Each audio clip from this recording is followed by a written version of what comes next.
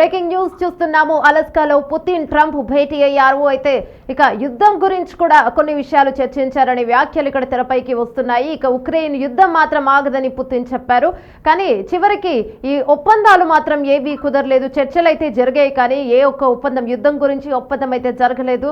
కానీ ట్రంప్ ఈ సమావేశం తర్వాత మాట్లాడారు. పుతిన్తో 2 గంటల 45 నిమిషాలు, దాదాపు 2 గంటల 45 నిమిషాలు భేటీ అయితే జరిగింది. ఈ భేటీలో యుద్ధం గురించి ప్రతిపాదికన చర్చించారు. కానీ యుద్ధం అయితే ఆగదు అని పుతిన్ తేల్చి చెప్పారు. కానీ దీని గురించి, అంటే యుద్ధం గురించి చర్చ జరిగిన పుతిన్ యుద్ధం ఆగదని చెప్పారు. కానీ మిగతా విషయాలలో కొద్దిగా ఒప్పందాలు అయితే జరిగాయని తెలుస్తున్నాయి. దీని గురించి ట్రంప్ వెల్లడించారు. ఇక పుతిన్ అయితే ఉక్రెయిన్తో యుద్ధం ఆగదని చెప్పారు. ఎప్పటి నుంచో ఉక్రెయిన్కి రష్యాకి యుద్ధం ఆపాలని, ప్రపంచం ఆగాలని ప్రపంచం మొత్తం కోరుకుంటుంది, ప్రపంచం ఎదురు చూస్తుంది. అలాగే పెద్దన్నగా వ్యవహరించే ట్రంప్ ఈ భేటీ జెలెన్స్కీ అలాగే పుతిన్కి సమావేశం కుదిర్చి కొన్నిసార్లు మాట్లాడారు. అయితే అప్పుడు కూడా ఒప్పందాలు ఏవీ కుదరలేదు. మళ్ళీ ఒకసారి మాట్లాడారు. అయితే ఇప్పుడు కూడా ఈ ఒప్పందం అయితే కుదరలేదని ట్రంప్ మీడియాతో స్పష్టం చేశారు. అలస్కాలో ట్రంప్ పుతిన్ మధ్య సుమారు 3 గంటల పాటు సమావేశం అయితే జరిగింది. ఇక ఉక్రెయిన్ పై జరిగిన చర్చల్లో ఎలాంటి ఒప్పందం కుదరకపోవడంతో ట్రంప్ పుతిన్ అలస్కా నుంచి తిరిగి వెళ్ళిపోయారు.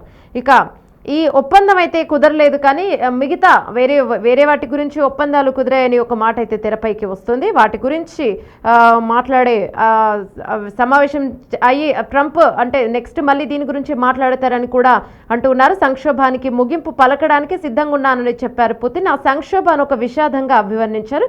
అయితే సంక్షోభ పరిష్కారానికి సమావేశాన్ని ప్రారంభ పాయింట్గా పుతిన్ అయితే అభివర్ణించారు. 2020 ఎన్నికల్లో తాను గెలుచుంటే యుద్ధం మొదలై ఉండేది కాదని ట్రంప్ పదే చెప్తున్న మాటలతో పుతిన్ ఏకీభవించారు. అంతా మంచి జరగాలన్న ఉద్దేశంతో మాట్లాడినందుకు ట్రంప్కు కృతజ్ఞతలు చెప్తున్నానని పుతిన్ అయితే అన్నారు. ఇక ఫలితాలు సాధించాలనే ఉద్దేశమే 2 వైపులా ఉందని అన్నారు. ట్రంప్ తన దేశం గురించి స్పష్టంగా జాగ్రత్తలు తీసుకున్నారు. ఇక అదే సమయంలో రష్యాకు తన సొంత ప్రయోజనాలున్నాయని అర్థం చేసుకుంటున్నారని పుతిన్ వ్యాఖ్యానించారు. రష్యా అమెరికాను సముద్రాలు వేరు చేసిన 2 సమీప ఇరుగు పొరుగు దేశాలని పుతిన్ అన్నారు. 4 కిలోమీటర్ల దూరం మాత్రమే ఉంది, అదే నిజమని చెప్పిన పుతిన్ హలో నైబర్ అంటూ ఇక ట్రంప్ను పలకరించడం విశేషం. చాలా విషయాలపై అంగీకారం కుదిరింది, ఇంకా కొన్ని మిగిలిన్నాయని, వాటిలో ఒకటి చాలా ముఖ్యమైనదని ట్రంప్ చెప్పారు. అయితే ముఖ్యమైనది ఏదో అమెరికా అధ్యక్షుడు వెల్లడించలేదు. త్వరలో జెలెన్స్కీ యూరోపియన్ నాయకులతో కూడా మాట్లాడతానని, వారికే నిర్ణయం వదిలేస్తానని కూడా చెప్పారు. వీలైనంత తొందరలో రష్యా అధ్యక్షుడిని మరోసారి కలుస్తానని ట్రంప్ వ్యాఖ్యానించగా అదే సమావేశం మాస్కోలో అని పుతిన్ దానికి బదులిచ్చారు. సమావేశం చాలా బాగా జరిగిందని, మంచి ఫలితాలు ఇచ్చిందని, ట్రంప్ నిర్ణయించాల్సింది ఇంకా ఉందని అన్నారు.